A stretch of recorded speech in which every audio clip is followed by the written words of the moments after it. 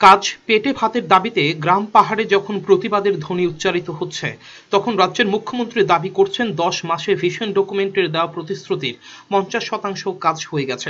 মুখ্যমন্ত্রীর এ ধরনের প্রচার সর্বস্ব বক্তব্যের সাথে বাস্তব চিত্র কি? প্রশ্ন তুললেন সিপিএম রাজ্য সম্পাদক মণ্ডলীর সদস্য তথা বিধায়ক রতন ভৌমিক। রতনবাবুর স্পষ্ট বক্তব্য, প্রচারমুখী মুখ্যমন্ত্রীর প্রচারে থাকার একটি নতুন কৌশল মাত্র। মানুষ সব বুঝতে পারছেন, বিচার করবেন তারাই। চলছে কর্মহীনতা, অনাহার। একটি প্রতিশ্রুতি পালন করেননি ভিশন ডকুমেন্টের। নেই কর্মসংস্থান, সামাজিক ভাতা প্রাপকদের বাতিল করার চেষ্টা চলছে। 10,323 নিয়ে কোনো বক্তব্য নেই, চারিদিকে চলছে হাহাকার। ভিশন ডকুমেন্টে তারা যা কথা বলেছে একটা প্রতিশ্রুতি রক্ষা করেনি এবং রাজ্যে বিভিন্ন জায়গাতে উদ্বোধন করছেন বা দিল্লিতে কিছু পুরস্কার পেয়েছে, সবগুলি কিন্তু বামফ্রন্ট সরকারের কাজের নিরিখে এইগুলি হচ্ছে। এবং ওনারা ভিশন ডকুমেন্টে যেগুলি বলেছেন, যেমন আমি প্রথমত বলবো যে যারা বেকার যুবক যাদেরকে লালিপপ দেখিয়েছিলেন তাদের বলেছেন ঘরে ঘরে রোজগার দেবেন।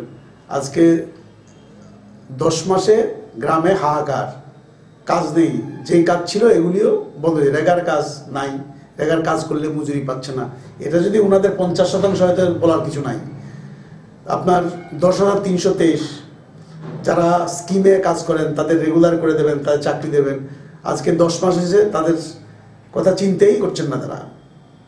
এছাড়াও এই যে যারা ভাতা পেতেন, আমাদের একেবারে কিছু নেই যাদের ভাতা, বামফ্রন্ট সরকারের সময়তে প্রতি বছর কিন্তু সংখ্যা বাড়িয়েছে বিভিন্ন ক্ষেত্রকে যুক্ত করে। এখন তারা এগুলি সংকুচিত করার জন্য চেষ্টা করছেন। এটা 50% কাজ করে ফেলেছে ভিশন ডকুমেন্ট। এটা যদি তাদের হয় তাহলে তো বলা এই রাজ্যের মানুষ সেটা বিচার করবেন। তিনি বিদ্রুপের সুরে বলেন, কিছু কাজ সত্যিই করেছেন বিপ্লব বাবুর সরকার, যা ত্রিপুরার ইতিহাসে বিরল। একদলীয় শাসন কায়েম করার চেষ্টা করছেন, কেড়ে নিচ্ছেন গণতান্ত্রিক অধিকার ও আইনের শাসন। কাজ করেছেন যেগুলি ত্রিপুরার ইতিহাস ছিল না, যেমন বিভিন্ন পলিটিক্যাল পার্টি তাদের অফিস এগুলি রাখা যাবে না সরকারিভাবে, এবং বিজেপি দলগতভাবে সব গুড়িয়ে দিচ্ছেন। তারা ছাড়া, বিজেপি ছাড়া অন্য কেউ মিছিল মিটিং করতে পারে না।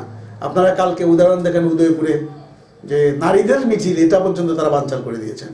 আজকে আমাদের মাননীয় বিরোধী দল নেতা প্রাক্তন মুখ্যমন্ত্রী আমবাসা যাবেন আমাদের দলীয় কাজে, রাস্তায় অবরোধ তৈরি করছেন যে উনি যেতে পারবেন না।